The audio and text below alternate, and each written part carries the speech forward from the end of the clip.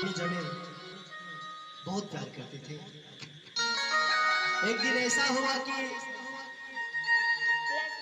वो लड़की दौड़त दौड़त भागल भागल हमने के पास आई। कहता रहे ऐसे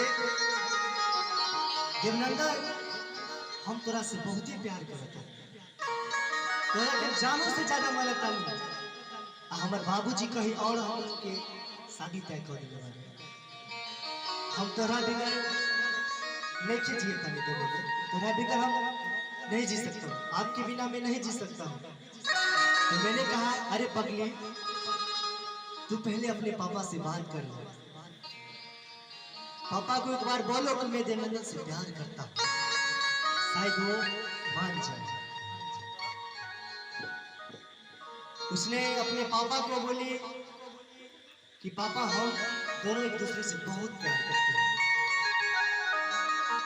भैया देखिए ओकर पापा एक हाथ में चूड़ी और दूसर हाथ में जहर, एक हाथ में चूड़ी सिंदूर और दूसर हाथ में जहर के पुड़िया लेके ओकरा के देखौलस आ कहलस का कहलस, या तो तू ओकरा से शादी कर लो या तो हमनी के हमरा के जहर घोल के पिया के मार दे।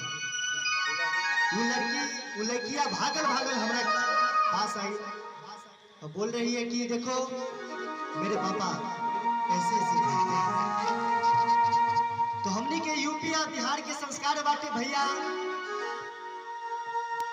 हम ओकरा के कहली कि तोहर पापा तोरा के पढ़ेले बारे, तोरा के लिखेले बारे, तोरा के एकटा अलग पहचान नाम देले बारे, तू जा तू कहीं और शादी कैला जा। लेकिन भैया लड़का तो होने न बारे हो, लड़की की शादी हो गई, घर परिवार बस गई, कलेक्टर से शादी हुई, लेकिन लड़का गवैया ठहरल, लड़का उसने बारे। एक दिन छत में सुतल रहले और चंदा से कहता चंदा हो तू तो बहुत ऊपर वाला हो, तू हमरा के जान हमर जान की तू साफ साफ देखत बारे, हमके बतावा ना तू कैसन बारे। गीत के माध्यम से आइए सुनिए आप लोग, क्योंकि भैया मुझे भोजपुरी बोलना नहीं आता है, मैंने बोलने का कोशिश किया है। यदि ये वीडियो आप लोगों को अच्छा लगे तो मेरे चैनल को सब्सक्राइब करें, लाइक करें, कमेंट करें, शेयर करें, अपने छोटे भाई देवनंदन और प्लीज झा एंटरटेनमेंट को सपोर्ट करें।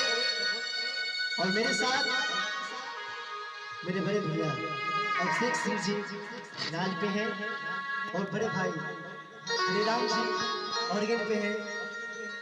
आज मैं गा रहा हूँ तो इसमें सबसे बड़ा अभिषेक सिंह जी का हाथ है जो मैं कुछ जा रहा हूँ।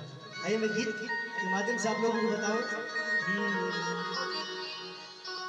जहिया से चाल गई छोड़ के हमके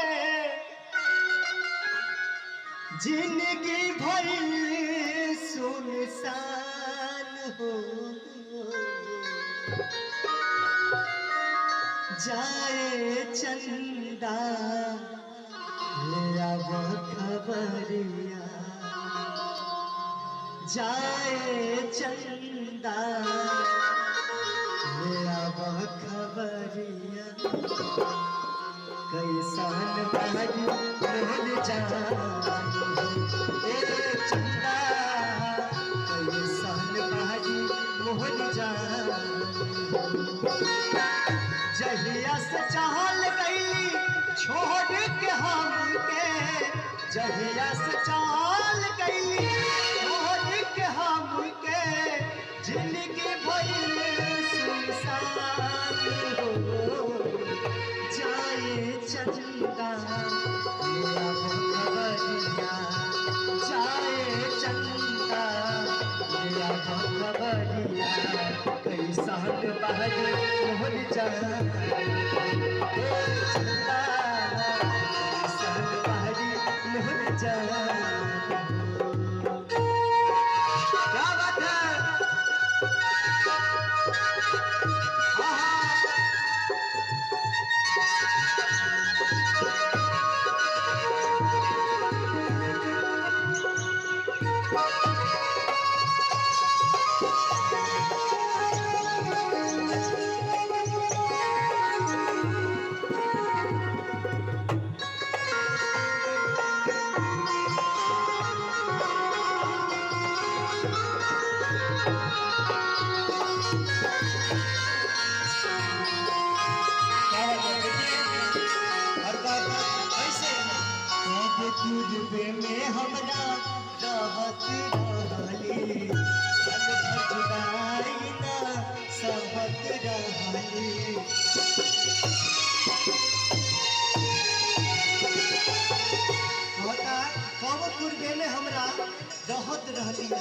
जुदाई न सहत रहली कहते कैसे कि मनवा न लागत होई पिया के गानवा मनवा न लागत होई पिया के गानवा होई